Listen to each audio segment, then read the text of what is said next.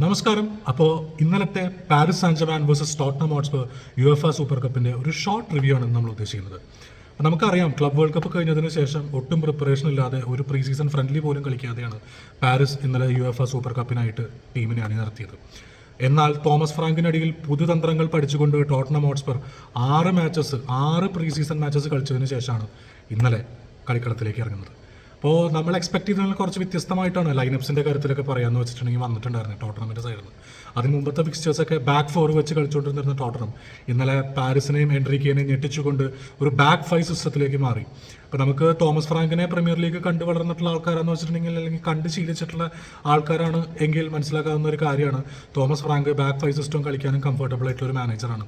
അപ്പോൾ ഇന്നലെ ഈ പറയുന്ന പോലെ സ്പേഴ്സിൻ്റെ ബാക്ക് ലൈൻ എന്ന് പറയുന്നത് റൊമേറോ, വാൻഡവൻ ആൻഡ് ഡാൻസോ ആൻഡ് അവരെ സപ്പോർട്ട് ചെയ്യാനായിട്ട് 2 വിങ് ബാക്സ് സ്പെൻസ് ആൻഡ് പെഡ്രോ പോറോ എന്നിങ്ങനെയാണ് ലൈനപ്പ് ചെയ്തിട്ടുണ്ടായിരുന്നത്. അതുപോലെ തന്നെ മിഡ്ഫീൽഡിൽ പറയുകയാണെങ്കിൽ പുതിയ ലോണി ആയിട്ടുള്ള ജോവാ പലീനിയ, അതുപോലെ തന്നെ സാറും അതേപോലെ തന്നെ ബെൻടക്കൂറുമാണ് ഉണ്ടായിരുന്നത് സപ്പോർട്ട് ചെയ്യാനായിട്ട്. അറ്റാക്കിൽ റിച്ചാർലിസൺ, അതുപോലെ തന്നെ മുഹമ്മദ് കുഡൂസ് ഫ്രണ്ട് 2. അപ്പോൾ പി എസ് ജിക്ക് ഈ ലൈനപ്പ് കണ്ടപ്പോൾ തന്നെ ഒരു ഞെട്ടലാവാനുള്ള എല്ലാ സാധ്യതകളും ഉണ്ട്. പിന്നെ അതുപോലെ തന്നെ പി എസ് ജിയിൽ കാര്യമായിട്ടുള്ള ഒരു ചേഞ്ചസ് ഒന്നും ഉണ്ടായിരുന്നില്ല. വിറ്റീനിയ, അതുപോലെ തന്നെ ഫാബിയൻ റൂയിസ്, നെവേസ് എന്ന് പറയുന്ന അവരുടെ ഒരു മിഡ്ഫീൽഡ് 3 ആണ് നമ്മൾ നോർമലി എക്സ്പെക്ട് ചെയ്യുന്നത് കാണാനായിട്ട്. പക്ഷേ ഇതിൽ ജോവാ നെവേസ് സസ്പെൻഡഡ് ആയിരുന്ന കാരണം അതിന് പകരം അവർക്ക് സായർ എമറിനെ ഇറക്കേണ്ടി വന്നു. അതുപോലെ തന്നെ ഫാബിയൻ റൂയിസും മാച്ച് ഫിറ്റ്നസിൻ്റെ ഇഷ്യൂസ് കാരണമാണെന്ന് അറിയില്ല, ഫാബിയൻ റൂയിസും സ്റ്റാർട്ട് ചെയ്തില്ല. അതിന് പകരം വിറ്റീനിയ, ഡെസിറേ ഡുവെ, അതുപോലെ തന്നെ ഈ പറയുന്ന സായർ എമറിയാണ് മിഡ്ഫീൽഡ് 3 ആയിട്ട് ഇറങ്ങിയിട്ടുണ്ടായിരുന്നത്. അപ്പോൾ അതായിരുന്നു കാര്യമായിട്ടുള്ള ചേഞ്ചസ് ഉണ്ടായിരുന്നത്. ഫ്രണ്ട് 3-ലാണെങ്കിൽ ബ്രാഡ്ലി ബർക്കോള, ഒസ്മാൻ ഡെമ്പലെ, അതുപോലെ തന്നെ റൈറ്റ് സൈഡിലായിരുന്നു ക്വാററ്റ്സ്കേലിയ കളിച്ചിട്ടുണ്ടായിരുന്നത്. അപ്പോൾ അതാണ് ഒരു നോട്ടബിൾ ചേഞ്ച് എന്നുള്ളത് പറയാൻ. ഡിഫൻസ് അവരുടെ ബെസ്റ്റ് ഡിഫൻസാണ്. ഹക്കീമി, അതുപോലെ തന്നെ മർക്കീനിയോസ്, വില്യം പാച്ചോ ആൻഡ് ന്യൂനോ മെൻഡേസ്. പിന്നെ ഏറ്റവും വലിയ വ്യത്യാസം വന്നിരിക്കുന്നത് ഗോളിലാണ്. ചാമ്പ്യൻസ് ലീഗിൻ്റെ ലേറ്റർ സ്റ്റേജുകളിൽ ഏറ്റവും മികച്ച പ്രകടനം നടത്തിക്കൊണ്ട് എല്ലാവരുടെയും അപ്രീസിയേഷൻ ഏറ്റുവാങ്ങിയ ഡൊണ്ണറുമ ലൂയിസ് എൻട്രിക്കെ റീസെൻ്റ്ലി സ്ക്വാഡിൽ നിന്നും ചവിട്ടി പുറത്താക്കിയെന്ന് വേണമെങ്കിൽ ലിറ്ററലി പറയാം. പല കാരണങ്ങളുണ്ട് അതിന്. എന്നിരുന്നാലും വേജസും അതേപോലെ തന്നെ ലാക്ക് ഓഫ് ബോൾ പ്ലേയിങ്ങുമാണ് പ്രധാനപ്പെട്ട 2 ഘടകങ്ങളായിട്ട് പറഞ്ഞേക്കുന്നത്. എന്നിരുന്നാലും ഷാവലിയർ എന്ന് പറയുന്ന പുതിയ ഗോൾ കീപ്പറാണ് ലൈനപ്പിൽ ഉണ്ടായിരുന്നത്. അപ്പോൾ നമ്മൾ പറഞ്ഞു തുടങ്ങിയ സമയത്ത് പറഞ്ഞൊരു ഇമ്പോർട്ടൻ്റ് ആയിട്ടുള്ള കാര്യമുണ്ട്. പി എസ് ജി യാതൊരുവിധ പ്രിപ്പറേഷനും ഇല്ലാണ്ട് ഒരു പ്രീ സീസൺ മാച്ചും കളിക്കാണ്ടാണ് ഈ ഫിക്സറിലേക്ക് വന്നതെന്നുള്ളത്.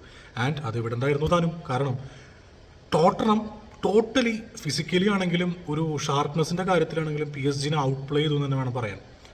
ലിറ്ററലി എന്ന് പറഞ്ഞാൽ ഫ്രണ്ട് ഫുട്ട് പ്രസ് ആ ചെൽസി കാണിച്ചു കൊടുത്ത അതേ മോഡലായിരുന്നു ടോട്ടനം റെപ്ലിക്കേറ്റ് ചെയ്യാൻ നോക്കിയത്, ബട്ട് വിത്ത് എ ബാക്ക് 5. കാരണം അഗ്രസീവായിട്ടുള്ള ഫ്രണ്ട് ലൈൻ പ്രസ്, മിഡ്ഫീൽഡേഴ്സും ജമ്പ് ചെയ്ത് പ്രസ് ചെയ്യുക, ഡിഫൻഡേഴ്സും ജമ്പ് ചെയ്ത് പ്രസ് ചെയ്യുക. അതുപോലെ തന്നെ ട്രാൻസിഷനിലാണെങ്കിൽ ന്യൂനോ മെൻഡേസിനെ ടാർഗറ്റ് ചെയ്തുകൊണ്ട് പെഡ്രോ പോറോ, മുഹമ്മദ് കുഡൂസ് എന്ന് പറയുന്ന കോമ്പിനേഷൻ വഴിയുള്ള അറ്റാക്കുകൾ, ഇതെല്ലാം പി എസ് ജിനെ സത്യം പറഞ്ഞാൽ ലിറ്ററലി 80 മിനിറ്റോളം ശരിക്കും വട്ടം കറക്കി എന്നുള്ളത് വേണം പറയാൻ. കാരണം 2-0 ലീഡാണ് ടോട്ടനമിന് ഉണ്ടായിരുന്നത്. വേണമെങ്കിൽ അത് 3 ആവായിരുന്നു, ചിലപ്പോൾ അത് 4 ആവാനുള്ള ഓപ്പർച്യൂണിറ്റീസ് ഉണ്ടായിരുന്നു. പക്ഷേ പി എസ് ജി എങ്ങനെയോ സെക്കൻഡ് ഹാഫിലേക്ക് ഗെയിമിലേക്ക് തിരിച്ചു വരികയാണ് ഉണ്ടായത്. തുടക്കത്തിൽ തന്നെ ഒരു സെറ്റ് പീസിൽ നിന്നും ഒരു സേവ് പോസ്റ്റിൽ തട്ടുന്നു, അത് തിരിച്ചു വരുന്നത് വാൻഡവൻ്റെ കാലുകളിലേക്ക്. വാൻഡവൻ വളരെ ഈസി ആയിട്ടൊരു ഫിനിഷ്. അങ്ങനെയാണ് സ്പേഴ്സ് ലീഡ് എടുക്കുന്നത്. അതിനുശേഷം സെക്കൻഡ് ഹാഫിലേക്ക് വരുന്നതിനേക്കാൾ മുന്നേ തന്നെ നമ്മൾ പ്രതീക്ഷിക്കുന്നത് പി എസ് ജിയുടെ ഒരു കംബാക്കാണ്. അതുണ്ടാവുന്നില്ല. പി എസ് ജിക്ക് വളരെ സെറ്റിൽഡ് ആയിട്ടുള്ള ഓർഗനൈസ്ഡ് ആയിട്ടുള്ള ഒരു ഡിഫൻസിനെയാണ് ഫേസ് ചെയ്യേണ്ടി വന്നിട്ടുള്ളത് ഈ ഒരു മാച്ചിൽ. കാരണം അത്രയും വെൽ ഡ്രിൽഡ് ആയിരുന്നു ടോട്ടനം എന്ന് പറയുന്നത്. പക്ഷേ സെക്കൻഡ് ഹാഫിൽ വന്നപ്പോൾ പി എസ് ജിയുടെ ഒരു കംബാക്ക് പ്രതീക്ഷിച്ച് തുടങ്ങിയിരുന്നെങ്കിലും ടോട്ടനം തന്നെയാണ് ഒരു സെറ്റ് പീസ് കൂടെ സെക്കൻഡ് ഗോൾ എടുത്തിട്ട് ലീഡ് വർദ്ധിപ്പിക്കുന്നത്. അപ്പോൾ ഇത്തവണ ഗോൾ അടിച്ചത് റൊമേറോ ആണ്. പക്ഷേ ഫുൾ ക്രെഡിറ്റ് റൊമേറോന് കൊടുക്കാൻ പറ്റുമോ എന്നുള്ളതൊരു സംശയകരമായ കാര്യമാണ്. കാരണം അവിടെ ഷാവലിയറിൻ്റെ പെർഫോമൻസ് കുറച്ച് ഡോഡ്ജ് ആയിരുന്നു.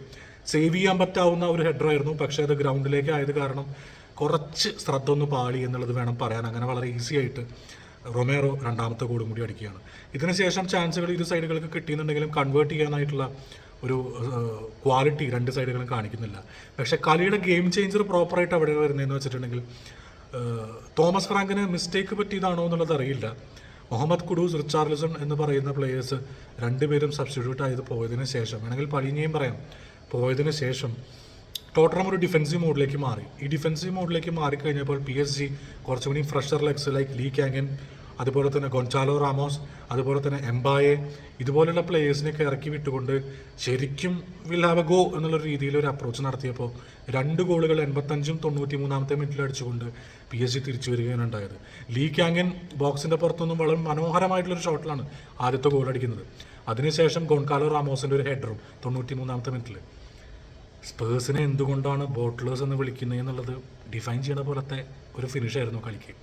അപ്പോൾ തന്നെ നമുക്കറിയാം മെൻ്റലി സ്പേഴ്സ് ഡൗൺ ആയി. കാരണം 85 മിനിറ്റ് വരെ ലീഡ് ചെയ്ത് നിന്നിരുന്ന കളിയാണ് 2-0. അത് കഴിഞ്ഞ് പോകുമ്പോൾ ഈശ്വര ഞങ്ങൾക്ക് ആ ബോട്ട്ലേഴ്സ് ടാഗ് പിന്നെയും തിരിച്ച് കിട്ടുകയാണല്ലോ എന്നുള്ള ടെൻഷനായിരിക്കാം. എന്നിരുന്നാലും മെൻ്റലി അവർ ഡൗൺ ആയി.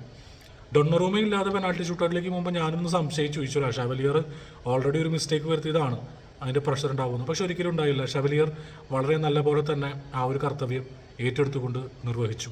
എന്നുള്ളത് മാത്രമല്ല, PSG അടുത്ത ട്രോഫിയും ജയിച്ചു, UEFA cup super cup winners 2025. അതുപോലെ 5 ട്രോഫിയാണ് PSG ഈ സീസൺ ജയിച്ചു കഴിഞ്ഞിരിക്കുന്നത്. ചെൽസിയിലായിരുന്നെങ്കിൽ അത് ഓൾറെഡി 6 സെക്സ്റ്റപ്പിൾ ചാമ്പ്യൻസും ആയേനെ. സത്യം പറഞ്ഞാൽ ഫുട്ബോളിനെ രക്ഷിച്ചത് ചെൽസിയാണെന്ന് ചെൽസി ഫാനായി ഞാൻ അഹങ്കാരത്തോടു കൂടി പറഞ്ഞിട്ടുണ്ടെങ്കിൽ നിങ്ങളാരും വേറൊന്നും വിചാരിക്കില്ല എന്ന് വിചാരിക്കുന്നു. എന്നിരുന്നാലും അങ്ങനെ PSG അടുത്ത ട്രോഫിയും തൂക്കി. എൻട്രിക്കയ്ക്ക് കിരീടത്തിൽ അടുത്തൊരു പൊന്തൂവൽ, UEFA സൂപ്പർ കപ്പ് 2025. ടോട്ടനം വളരെ മികച്ച പെർഫോമൻസ് കാഴ്ചവെച്ചതുകൊണ്ട് തോമസ് ഫ്രാങ്കിൽ നിന്നും ശുഭകരമായ ഒരുപാട് കാര്യങ്ങൾ സ്പേഴ്സ് ഫാൻസിന് ഈ സീസൺ പ്രതീക്ഷിക്കാമെന്നുള്ളത് തന്നെയാണ് തോന്നുന്നത്. എന്നിരുന്നാലും ഇന്നലത്തെ രാത്രി പാരീസിയൻസിൻ്റേതായിരുന്നു.